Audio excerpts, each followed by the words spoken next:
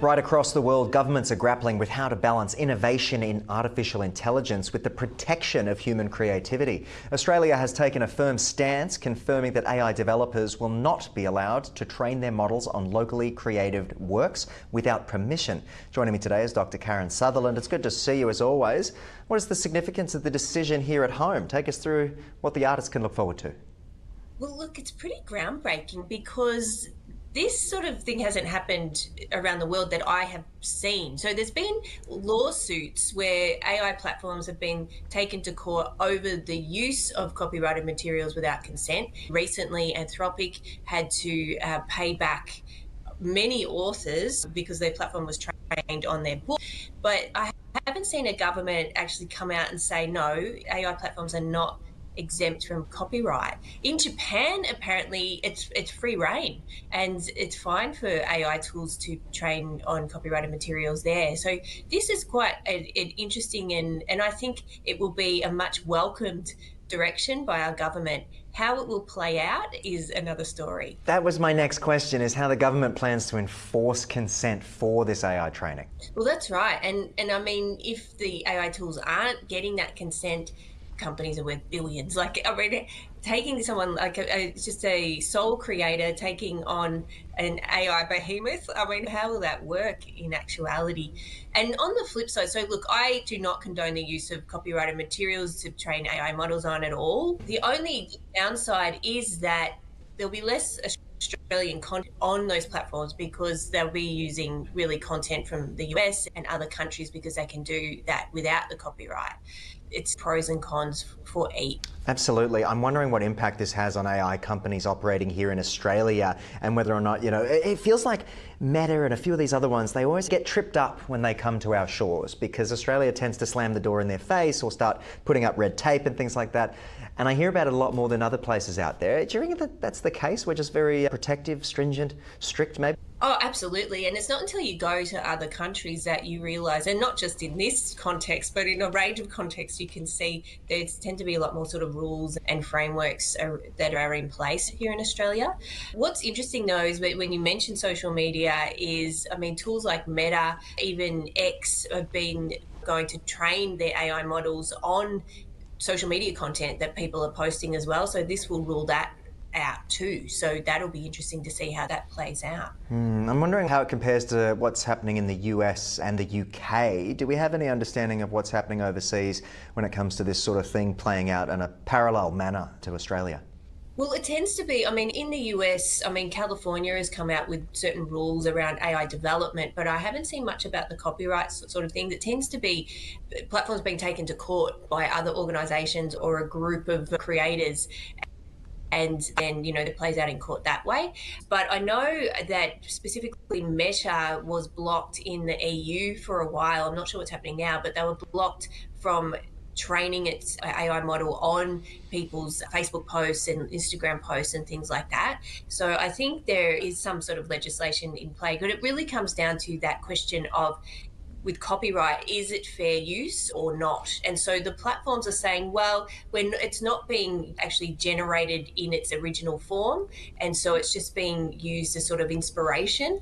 And then you've got the creators saying, well, you didn't even ask my permission to train your model on it in the first place. So, yeah. And it's that sort of tension between the two parties. I'm wondering what it means for broader AI and digital innovation landscapes. When it comes to archiving and things like that, it starts to get a bit interesting when you think about what is actually going to be left at the end of this. There's an old quote or an old saying, it's like once they start repairing an old ship and taking it apart and restoring it, how much of the ship actually remains, if we're talking antiques and things. I think in a digital landscape, it's quite interesting to reflect on. Oh, 100%. And it's that tension too. I mean, we've discussed this many times around not trying to hamper evolution, but then also doing it in an ethical way, because the Australian government has estimated that AI development could add more than $116 billion to our economy.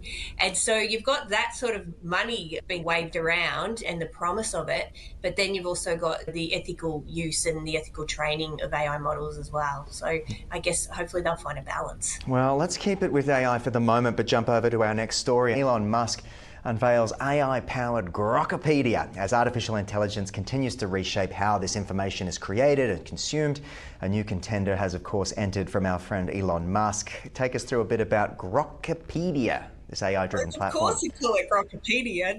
What else could it be? So it's a direct competitor of Wikipedia, clearly, and but it's AI powered by his Grok AI platform, and it's said to already have, I think they said it was 885,000 plus articles on there already. And for something that's just starting, that's an immense volume in terms of content on that platform, which is really interesting. And the thing that worries me though is that Musk has said, oh, this Grokipedia will be able to identify when things are incorrect. It'll be able to correct misinformation and find out when facts are only half being said, and it will correct itself. And it seems like, I mean, from what I've gathered from what he said, there will be very limited human interaction, which is very different to Wikipedia, where it's all human driven, where they might use AI to help with the human content, but this tends to be more like just AI powered content that people will then consume, and that's going to correct itself. I don't know about you, but AI tools still hallucinate, so I'm a bit worried about this. They certainly do still hallucinate, and I'm wondering how the AI behind Grokipedia will work to identify or correct those inaccuracies. What kind of things that it is going to just make up and then decide, oh no, that's the correct thing because I stated it. What's the reaction been to the platform's launch? Any word on how people are receiving it?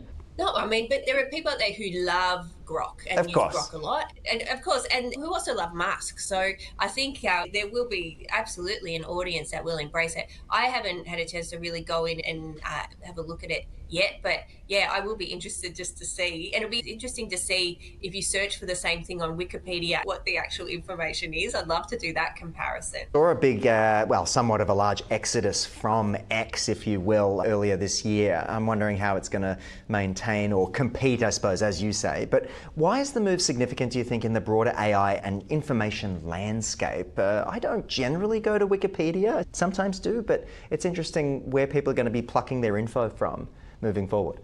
Yeah, 100%. And I think maybe it's a place where it can all live, like a hub of information. Whereas right now, I mean, people have got their own blogs and they're generating things using AI in separate accounts and things like that. So maybe this is like a hub of information where people can go to learn about all sorts of things. But yes, let's hope it's correct information. Absolutely. Hey, as always, look forward to speaking to you again next week as we continue to lift the lid on some of these latest AI, social media, technology-driven updates across the world. Thank you again.